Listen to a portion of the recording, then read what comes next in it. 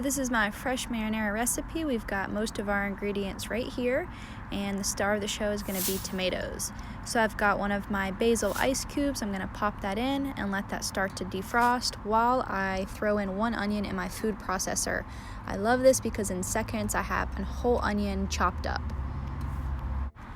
So that basil ice cube had about 2 tablespoons of organic extra virgin olive oil frozen in with it.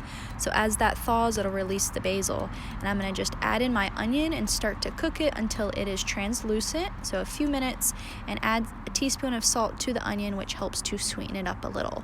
I'm just going to cut my tomatoes in half so that whenever I also throw them in the food processor, they're at least cut just in half, and literally in seconds I have all of those tomatoes chopped up.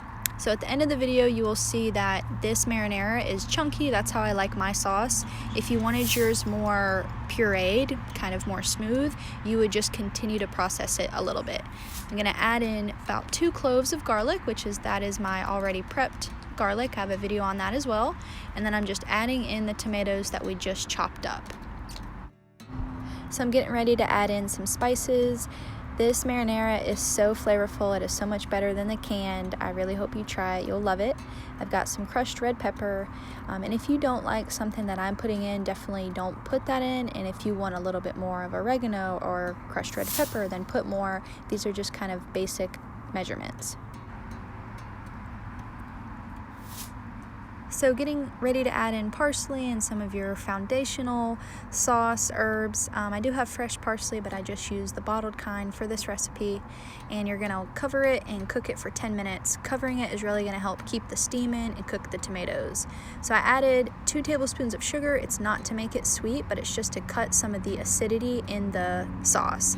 So I used coconut sugar. You can use white sugar if you want. I just prefer to have coconut sugar. Then you're gonna cook it an additional 10 minutes with the lid off, which is going to help to cook down some of that liquid in there, and as you can see, it did thicken up.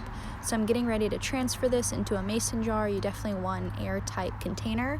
Let it cool completely before you cover it and put it in the fridge. You can use it immediately, and you can refrigerate it for 5 days, or you can freeze it up to 3 months.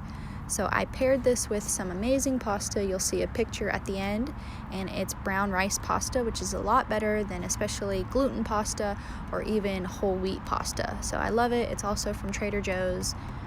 And I have a separate video of what I paired this marinara sauce with. It was the brown rice pasta, and I had a whole zucchini in there that you couldn't even taste, and altogether it's just amazing, a very heartiful dish.